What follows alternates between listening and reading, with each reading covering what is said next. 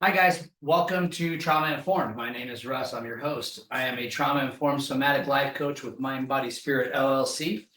And this is Sarah part two. So, Sarah Griffiths is a accomplished RTT therapist, also does some work in the psychedelic community, and is just brilliant when it comes to trauma. So, part two, we're going to talk about RTT and what that is. So, that's rapid transformational technique. It is a type of hypnotherapy, but very specific type of hypnotherapy. And we're going to talk about what those specifics are. We're going to talk a little bit about psychedelics and some of the work that Sarah has done in psychedelics, some of the work, personal work that I've done in psychedelics, and how it might be able to benefit you. And then we're going to combine the two and talk about how RTT with psychedelics can be life-changing. And then we're just going to talk real quick about, doing the work and what that will start to look like in your life and how your life may change once you've done that. So enjoy it, and we'll talk to you right after.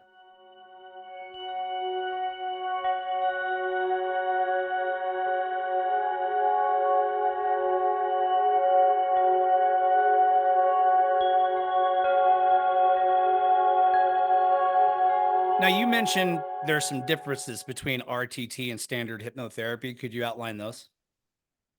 Yeah, so I mean, obviously there are different ways of putting someone into a hypnotic state, which, as I say, is just deep relaxation. I literally do it with my voice and slowing down someone's breathing.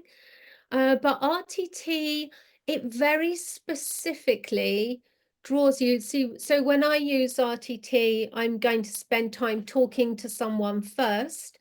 I never make any assumptions about what is going on with them, but I have a good idea of what they're dealing with. And normally, just after our first conversation, they have a different concept and understanding as well. And with RTT, what we do, we very specifically, we choose a question to ask the subconscious, because the subconscious knows it's stored all this information and it's blocked from your conscious mind, but the subconscious understands and knows. So we can actually ask, let's say a client says, we uncover the fact that they are running this belief that they don't deserve things because they keep self-sabotaging, or they might just say, I keep self-sabotaging and I don't know why. So what we're going to do, we're going to very specifically ask the subconscious, why does so and so self-sabotage? And we are then just going to let the subconscious reveal to us. And it's from the things that get revealed and the understanding that they don't always make sense, but the subconscious knows what we need to see. So we just work them with what comes up, whether it's memories, thoughts, feelings, ideas. It might be somatic, it might be in the body.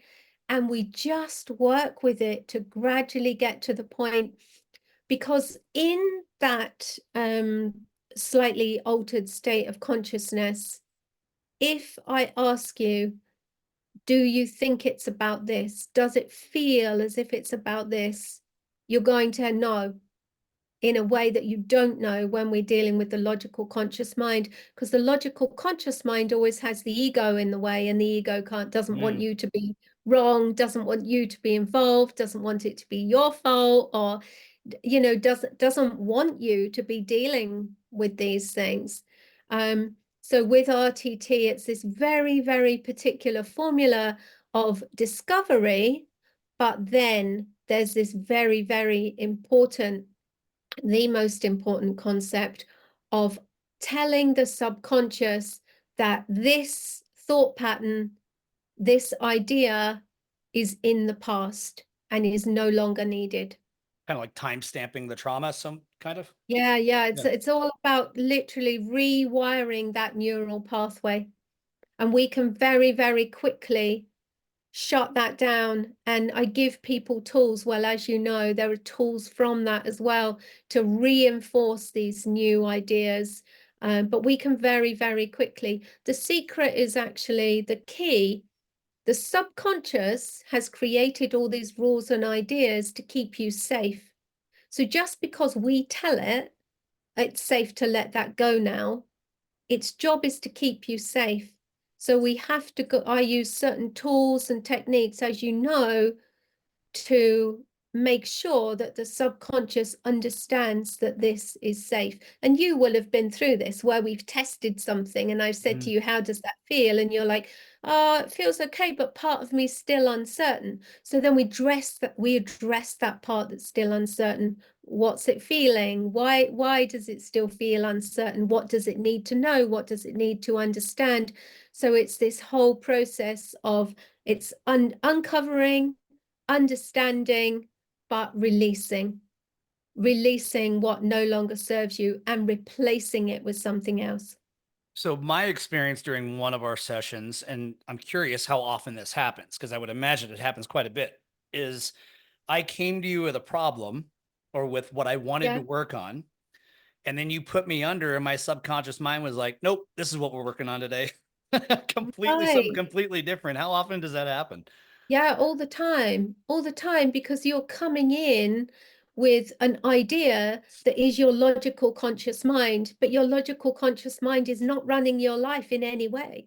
Your whole life is being run by your rules and your programming. So once we go in, your subconscious came up with something completely different because it knew what what was in the way.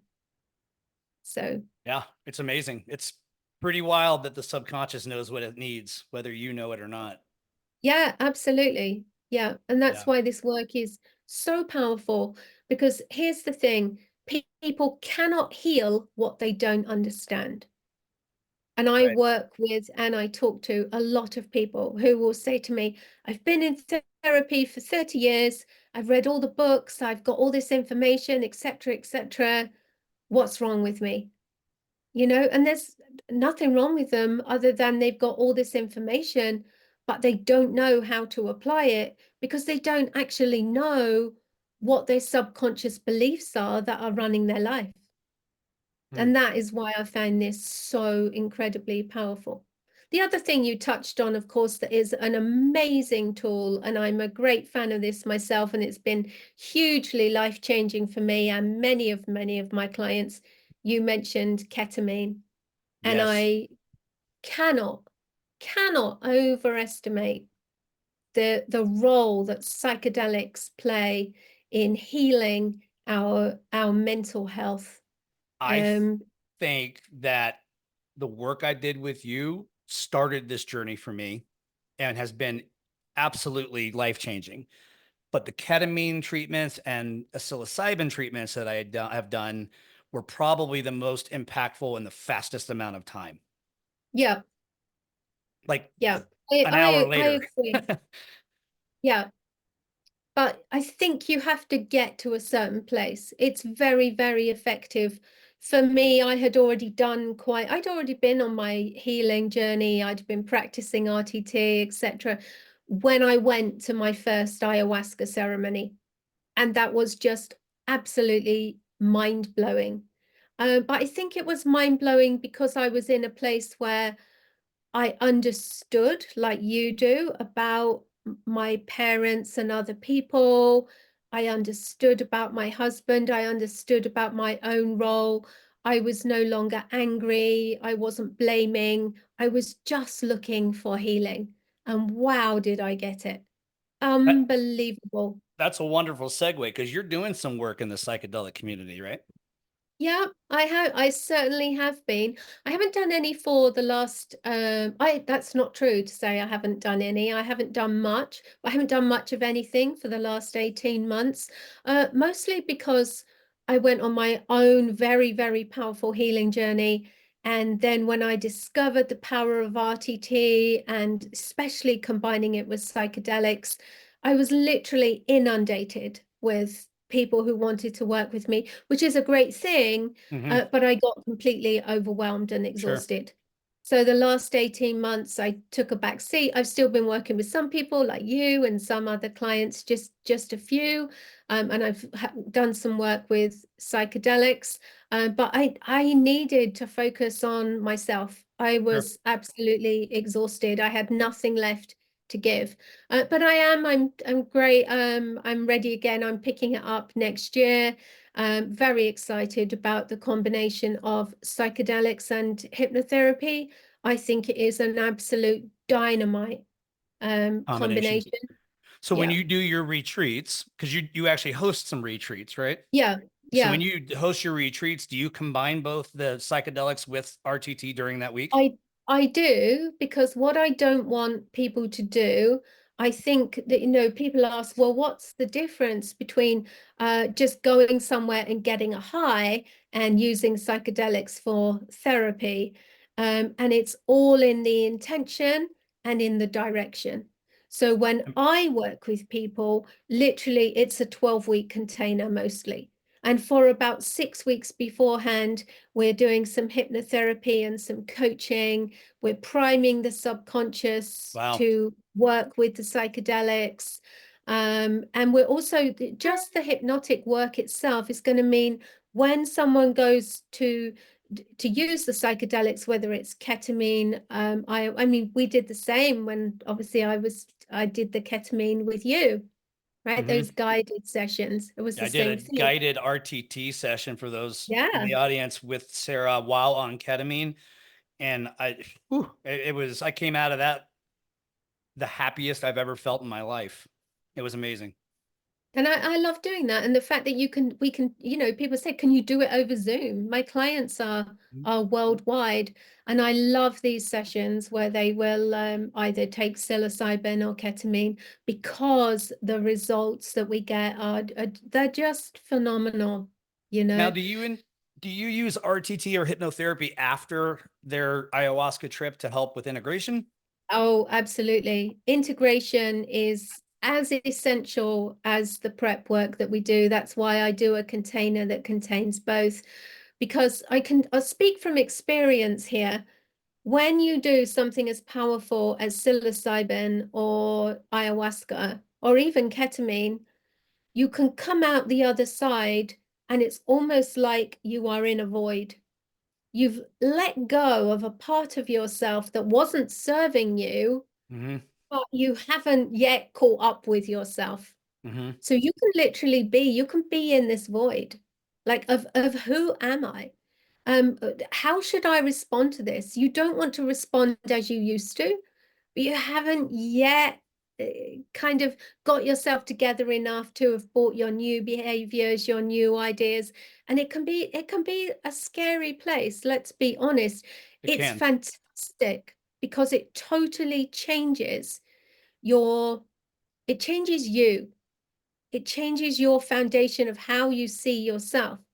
So what happens then, you've got different emotions, different thoughts, different actions, different results, but you need support. I have seriously been, not in a bad way, but just where I have released so much in some sessions that I've come out of it and gone, now I just don't know what to do. Now it just feels as if I'm walking through a void. And you do walk through it, and you will get through it, and it's an amazing thing. But you're going to do much better if you've got someone to support you. And unfortunately, without the proper integration and the proper support, it's very easy to slip back into the same old belief systems and old traumas that you Yeah. had previously. So just eating mushrooms, guys, is not going to just fix all your problems. There's some work that has to go along with it. It's That's the thing, anyone can, as you know, anyone can smoke a joint, or anyone can take mushrooms to have a high with a friend or whatever. But what we're talking about is really doing that deep work. And it can be painful. it can. I've sat and cried for many, many hours on ayahuasca, and but it has got me to where I am now, which is a very, very different person to who I was, you So know.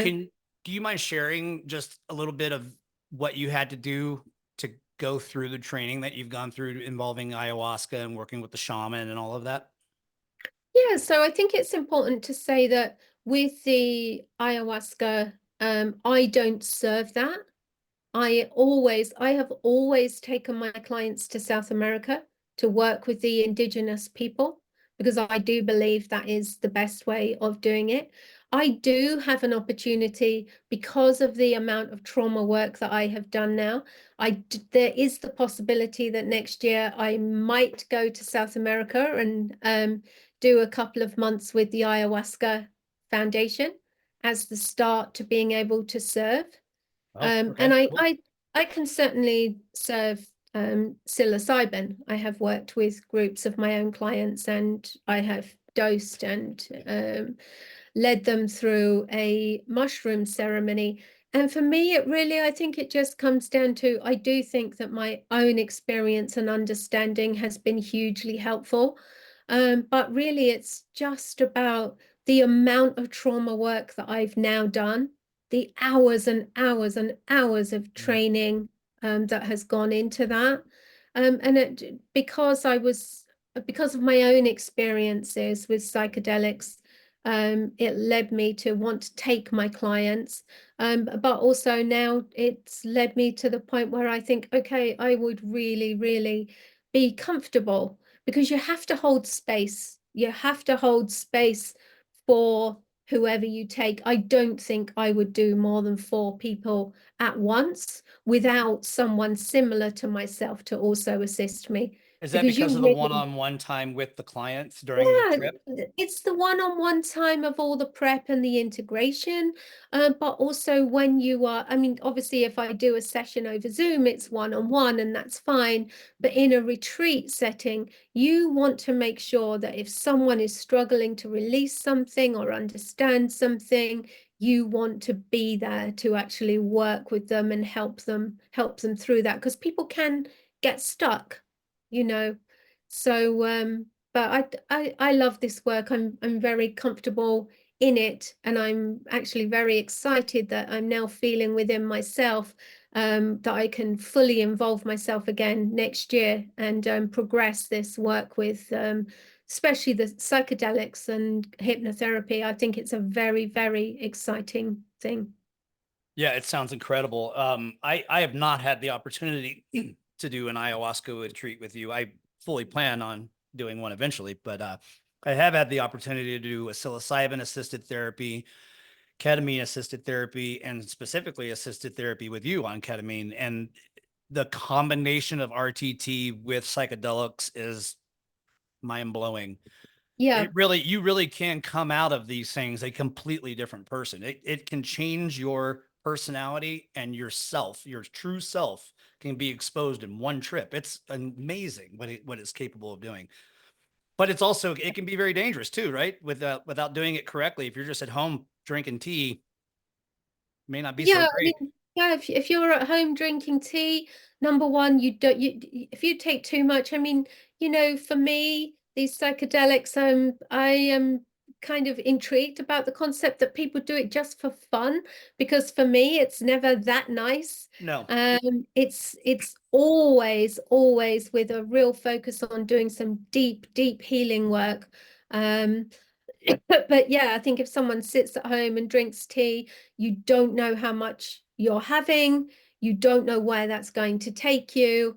It's like everything. Do it in the proper environment and invest in doing it properly. If you have things that you want to change in your life and you don't know where to start, then invest. We only have every day once. How much time? I would give anything. Like, I was 50 years old when my son said to me what he was, and I would give anything to know what I know now, or to have started my journey when I was 30 Mm. or even 25. At 20, I was too full of myself. I don't think you would have got through to me.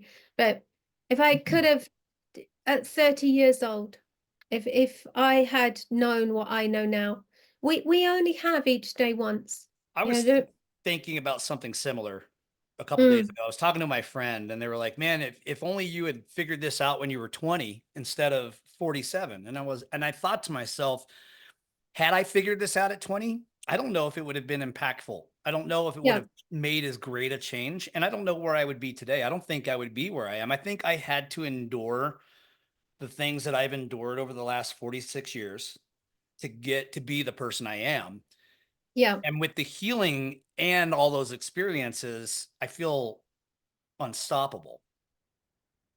Yeah, I can relate to that. And actually, that is the way that I look at it too. You know, there is absolutely no point of if smarts, maybes, woulda, coulda, shoulda, you know. Yeah. So whilst I have this idea that, wow, this would have been amazing at 30, it was amazing at 50, and it remains amazing at nearly 60. And it's going to be with me my whole life, and it doesn't stop. You know, my journey of growth, once you start your journey of growth and healing, it doesn't stop. It does stop being so hard. Yeah, It it stops being does. so hard, because here's the thing, the way I describe it to people is, when we start this idea that we have these things that are wrong, that we want to change in our lives, we're running on fear, right? All of us. Yeah. Fear of rejection, fear of not surviving, fear of doing the wrong thing, being the wrong people, right? So it's all fear-based. And what happens as we do this work and we shift our relationship with ourselves, which is the most important relationship we will ever have, and we learn to love and accept ourselves, suddenly we're not running on fear anymore, we're running on love. Huh. And it's an entirely different process. Self-love Self-love, and from that comes projects outward love. love for everyone, love for Right. life, love for the world, love for people, even the people that we despise, right? Your feelings about everything change. So I always say that when we're in this state of fear, we're doing all of this healing, and there's some growth. Of course, it's all about growth too. But when you've made this switch and you're literally projecting from this place of love and understanding, then that is really about exponential growth. It's Yeah, incredible. it's amazing the reactions that you start to get when you start approaching everything from that mindset too. I have a It friend of is. mine, and he won't mind me sharing this because he actually posted on the post that I created on Facebook about it. His name is Daniel. But um, after my Q&A session that I did on Sunday, I did a Facebook Live Q&A session, and I went to a local pub down the street to meet up with some friends and have some lunch. And there was a power outage on Saturday, which was also my birthday. It cut my party short. But one of the people there were like, "Hey, what happened with the power outage? Did it affect your party?" And I said, I was actually on my way out. Didn't really have much effect at all. And then this other friend said something to the effect of, "Did you get trauma from the lights going out?" Now, obviously, he didn't mean that to be hurtful or mean. He meant it to be funny. And 6 months ago, I probably would have thought it was funny, but I didn't think it was funny. So I didn't respond. I went about my business. But a couple minutes later, I came up and I said, "Hey, man, I wanted to respond to you because I didn't have a chance earlier. No, I did not get trauma from the lights going out. But could you imagine if somebody who'd been trapped under a building during 9/11 had their Mm-hmm. lights go out and how it would have made them feel?" And he stopped in his tracks and, in fact, apologized later, like, "Man, I didn't even think of it that way." And most people don't. Most people don't No, think of it that way. Being trauma informed is a little bit of a blessing, but sometimes it can be a little bit of a curse too, because you can understand things and you can see things from a different perspective that just wouldn't be available to you without the work that you've done. yeah, and that's so true. It makes you not just a calmer person, but a person who has more insight, more empathy, and ability. It's all about, when we're in trauma, we react. We react to everything because of our triggers. And I kind of imagine that the version of you that I used to know would have really blown up at that comment, or blown up at the lights ruining your party, Right. right? But Absolutely. you're not that person anymore. You have a Yeah. different perspective, and you don't feel insulted and disrespected because you know these things aren't about you. I would So actually what almost say, happened? I don't know that I don't feel insulted or disrespected, but I'm able to catch myself when I feel that somatic experience, that first Right, twist in my stomach. Oh, I'm being triggered, and I could stop it in its track. That vagal brake right. just stops it in its track. And then I'm able to look at it almost like I'm looking at it from the outside Yeah, and see how I'm feeling, the way I'm reacting, the way that they're meaning to say it, instead of just reacting to what they say. And that's the whole thing. You've become a person who responds from a place of reflection rather than someone who reacts to a trigger. And that took a lot of work, which is I a understand. I've been there myself. I hope you guys enjoyed part 2 as much as I enjoyed filming and editing and putting it all together. Sarah is such a joy, and she's got such a wealth of information. So I'm glad you guys were able to stop in with us. So check this out. But when we do part 3 shortly after, we're going to do a live Q&A video on Facebook. So if you can please, if you have any questions, put those on the podcast in the comment section. I'll gather all those together and we'll do a video on Facebook. And then if you want to log in on Facebook, you can actually catch on and do that as well. And then what we'll do is we'll take that and we'll upload that to the podcast. So we'll have a whole nother episode as a Q&A. So hopefully you guys can get on board with that. And I can't wait to see your questions. We'll see you next week.